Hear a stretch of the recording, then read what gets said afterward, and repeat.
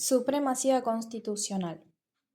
Según el artículo 31 de la Constitución Nacional, esta Constitución, las leyes de la Nación que en su consecuencia se dicten por el Congreso y los tratados con potencias extranjeras son la ley suprema de la Nación y las autoridades de cada provincia están obligadas a conformarse a ella. No obstante, cualquier disposición en contrario que contenga las leyes y constituciones provinciales, salvo para la provincia de Buenos Aires los tratados ratificados después del 11 de noviembre de 1859. Según Vidar Campos, desde la supremacía de la Constitución, el orden jurídico se escalona en planos de gradación jerárquica.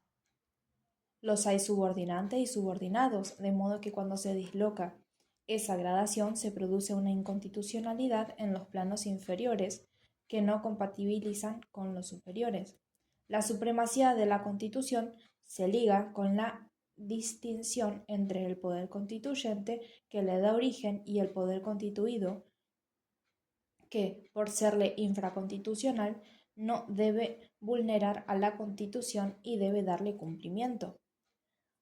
Para defensa de la Constitución Suprema hace falta que exista y funcione algún sistema de control. El control constitucional sirve de garantía para declarar que las normas y los actos violatorios de la Constitución son inconstitucionales.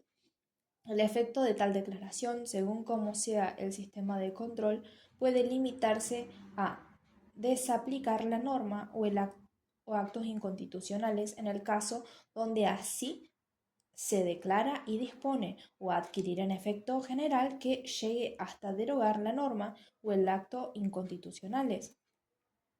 Hemos de coordinar la supremacía de la Constitución con la jerarquía constitucional de los instrumentos internacionales de derechos humanos previstos en el artículo 75, inciso 22. Los instrumentos internacionales de derechos humanos con jerarquía constitucional no forman parte del texto de la Constitución, pero se sitúan al mismo nivel y, en común con la Constitución, encabezan el vértice del ordenamiento jurídico argentino. Esto significa que, también en paridad con la Constitución, forman parte de lo que cabe denominar el bloque de constitucionalidad federal. Antes de la vigencia de la reforma constitucional de 1994, esta Constitución, las leyes nacionales que en su consecuencia se dicten y los tratados con las potencias extranjeras, negociados y firmados por el Poder Ejecutivo, aprobados por el Congreso, ratificados en sede internacional, artículo 27, orden jurídico provincial. De esa manera tenemos el escalonamiento. Así, el esquema de supremacía constitucional después de la reforma de 1994 queda de la siguiente manera. El punto de partida sigue siendo el artículo 31 de la Constitución Nacional, que reza: esta Constitución, las leyes de la Nación que en su consecuencia se dicten por el Congreso y los tratados con las potencias extranjeras son la ley suprema de la Nación. Es decir, que debajo de la Constitución, con la misma jerarquía, pero sin posibilidad de modificar la primera parte de la misma, están los tratados y convenciones internacionales del artículo 75, inciso 22 de la Constitución Nacional. Por debajo de los mismos se encuentran los convenios y tratados internacionales de derechos humanos, aprobados por el Congreso con mayoría grabada y gozan de la misma jerarquía constitucional que los anteriores. Por último, se encuentran los tratados que no son de derechos humanos, por lo que han sido aprobados y ratificados por nuestro país. Estos tienen jerarquía superior a las leyes federales. Debajo de las leyes federales se encuentran los tratados que el artículo 124 de la Constitución Nacional le permite celebrar a las provincias. De esta manera queda conformada nuestra pirámide después de la reforma constitucional de 1994.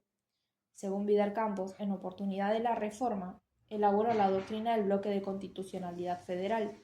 Este bloque está formado por la Constitución Nacional y los 11 tratados del artículo 75, inciso 22. Estos tratados no están incorporados a la Constitución, están enumerados en la misma, pero gozan de supremacía constitucional. En resumen, es muy importante leer el artículo 75, inciso 22 y el inciso 24. Primero, la Constitución Nacional y los tratados de derechos humanos enumerados en el artículo 75, inciso 22. y otros que se incorporen en las condiciones de su vigencia tienen jerarquía constitucional, pero no derogan artículo alguno de la primera parte de la Constitución y deben entenderse complementarios de los derechos y garantías por ella reconocidos. Solo podrán ser denunciados en caso de que el Poder Ejecutivo Nacional, previa aprobación de las 2/3 partes de la totalidad de los miembros de cada Cámara. Los demás tratados y convenciones sobre derechos humanos, luego de ser aprobados por el Congreso, requerirán del voto de las 2/3 partes de la totalidad de los miembros de cada Cámara. Todo otro tratado internacional, concordatos con la Santa Sede y derecho comunitario, por ejemplo, las normas creadas por el Mercosur. Los tratados y concordatos tienen jerarquía superior a las leyes. Artículo 75, inciso 24. Tratados de integración. Aprobar tratados de integración que deleguen competencias y jurisdicción a organizaciones supranacionales sin condiciones de reciprocidad e igualdad, y que respeten el orden democrático y los derechos humanos. Las normas dictadas en su consecuencia tienen jerarquía superior a las leyes. La aprobación de estos tratados con estados de Latinoamérica requerirá la mayoría absoluta de la totalidad de los miembros de cada Cámara. En el caso de tratados con otros estados, el Congreso de la Nación, con la mayoría absoluta de los miembros presentes de cada Cámara, declarará la conveniencia de la aprobación del tratado y solo podrán ser aprobados con el voto de la mayoría absoluta de la totalidad de los miembros de cada Cámara, después de 120 días del acto declarativo.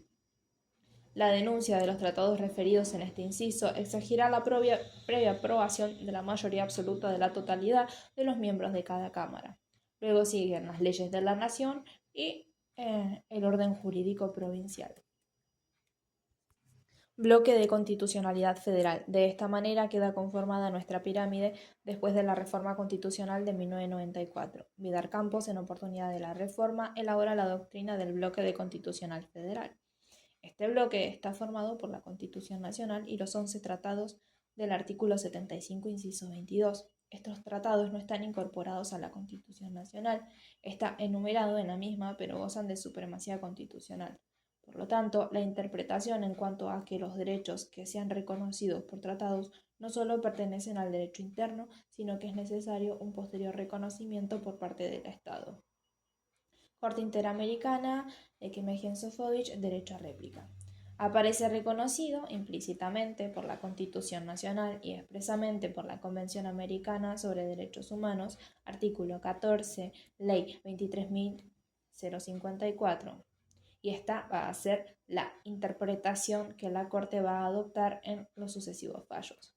Se hace lugar a la queja, se declara admisible el recurso extraordinario y se confirma, revoca la sentencia apelada, se da el derecho de réplica.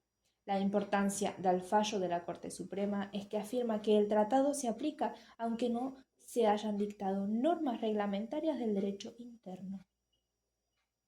Así tenemos una especie de pirámide que fue creada por Kelsen, en la que se muestra que quedan primero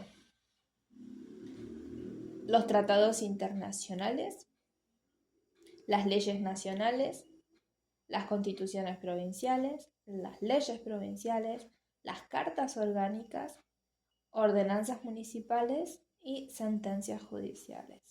Obviamente, en primer lugar, siempre va a estar la Constitución Nacional.